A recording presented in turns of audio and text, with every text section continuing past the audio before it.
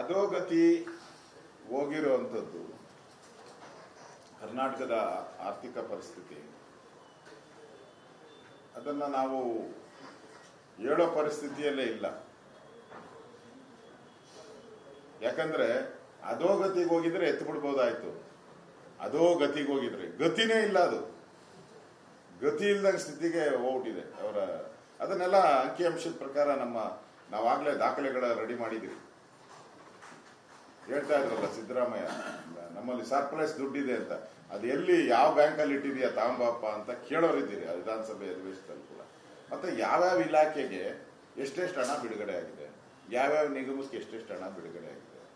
ನಿಮ್ಮ ಟ್ಯಾಕ್ಸ್ ನಾವಿದ್ದಾಗ ಬಸವರಾಜ ಬೊಮ್ಮಾಯಿ ಅವರು ಕೊನೆ ವರ್ಷ ಇದ್ದಾಗ ಎಷ್ಟು ಟ್ಯಾಕ್ಸ್ ಕಲೆಕ್ಟ್ ಆಯಿತು, ರೆಗ್ಯುಲರ್ ಎಷ್ಟು ಇನ್ಕ್ರೀಸ್ ಆಗಬೇಕಾಯಿತು, ಇವತ್ತು ರೆವಿನ್ಯೂ ಇಲಾಖೆಯಲ್ಲಿ ಎಷ್ಟು ಟ್ಯಾಕ್ಸ್ ಕಡಿಮೆ ಆಗಿದೆ, ಇವೆಲ್ಲನೂ ಕೂಡ ಚರ್ಚೆಯ ವಿಚಾರಗಳೇ. ಆದರೆ ಸರ್ಕಾರ ಪಾಪರ್ ಆಗಿದೆ ಅನ್ನೋದು ಒಪ್ಕೊಳಕ್ ರೆಡಿ ಇಲ್ಲ.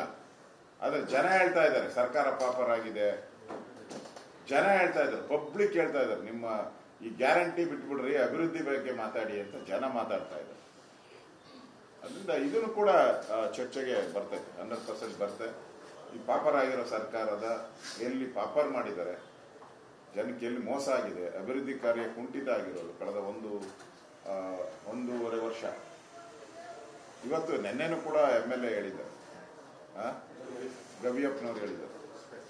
ಗವಿಯಪ್ಪನವರು ಗವಿಯಿಂದ ಗುಡುಗಿದ್ದಾರೆ, ಸಿದ್ದರಾಮಯ್ಯನವರು ಬಿಲ್ದಲ್ಲಿ ಸೇರ್ಕೊಂಬಿಟ್ಟಿದ್ದಾರೆ. ಅದಕ್ಕೆ ಅವ್ರಿಗೇನು ಗೊತ್ತಾಗ್ತಾ ಇಲ್ಲ. ಗವಿಯಪ್ಪ ಗವಿಯಿಂದ ಕೂಗಿದ್ರು, ಸಿದ್ದರಾಮಯ್ಯನವರು ಬಿಲ್ದಲ್ಲಿ ಸೇರ್ಕೊಂಬಿಟ್ಟಿರೋದ್ರಿಂದ ಕೇಳಿಸ್ತಾ ಇಲ್ಲ. ಬಿಲ ಮುಚ್ಚಿಬಿಟ್ಟಿದೆ, ಅದನ್ನ ಬಿಲನ್ನು ಓಪನ್ ಮಾಡೋಣ.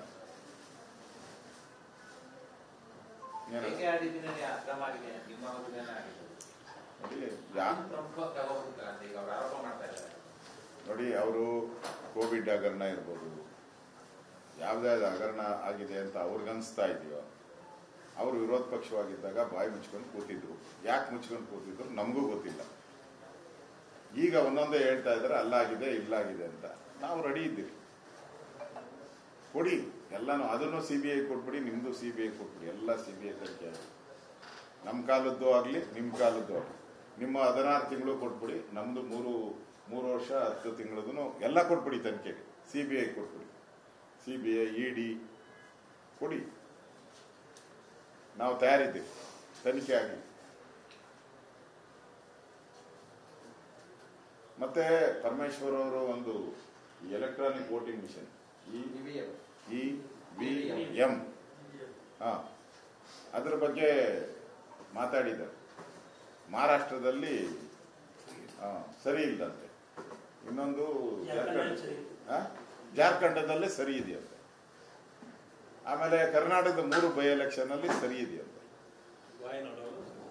ವಯನಾಡಲ್ಲಿ ಓವರ್ ಆಗಿ ಹೋಗಿದೆಯಲ್ಲ, ಅಲ್ಲಿ ಪಕ್ಕಾ ಇದೆಯಂತೆ, 100% ಪಕ್ಕಾ ಇದೆ. ಮಹಾರಾಷ್ಟ್ರದಲ್ಲಿ ಮಾತ್ರ ಪಕ್ಕಕ್ಕೆ ಸರಿದು ಬಿಟ್ಟಿದೆ, ಪಕ್ಕಕ್ಕೆ ಸರಿದಿದೆಯಂತೆ. ಅದಕ್ಕೆ ನಮಗೂ ಡೌಟ್ ಇದೆ. ನಮಗೂ ಕರ್ನಾಟಕದಲ್ಲಿ ನಮ್ಮ ಜ್ಞಾನೇಂದ್ರ ಯಾವಾಗ ಹೇಳ್ತಾ ಇದ್ರು, ಅಣ್ಣ ಅದೇ ಹೆಂಗಣ 136 ಬಂದ್ಬಿಡ್ತು, ಅವರೇ 90 ಮೇಲೆ ಇರಲಿಲ್ಲ ಅವ್ರಿಗೆ.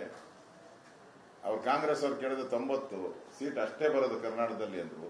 136 ಹೆಂಗ್ ಬಂತು? ನಮಗೂ ಇವಾಗ ಡೌಟ್ ಇದೆ, ಅದ್ರ ಮೇಲೆ ನಮಗೂ ಡೌಟ್ ಇದೆ. ಅದಕ್ಕೆ ರಾಜೀನಾಮೆ ಕೊಟ್ಬಿಡಿ, ನಾವು ನೀವೆಲ್ಲ ಒಟ್ಟಿಗೆ ಹೋಗಿ ಕೇಂದ್ರ ಚುನಾವಣಾ ಆಯೋಗನ ಬ್ಯಾಲೆಟ್ ಅಲ್ಲಿ ನಡೆಸಿ ಈ ಚುನಾವಣೆಯನ್ನ ಅಂತೇಳಿ ಕೊಟ್ಬಿಡಿ ರಾಜೀನಾಮೆ ಅಲ್ವಾ. ಕರ್ನಾಟಕ ಸರ್ಕಾರ ರಾಜೀನಾಮೆ ಕೊಟ್ಬಿಟ್ರೆ ನಾವೆಲ್ಲ ಹೋಗಿ ಎಲೆಕ್ಷನ್ ಕಮಿಷನ್ ಹೇಳೋದು ಬ್ಯಾಲೆಟ್ ಪೇಪರ್ ನಡೆಸಿ ಅಂತ ಇದೆಯಾ?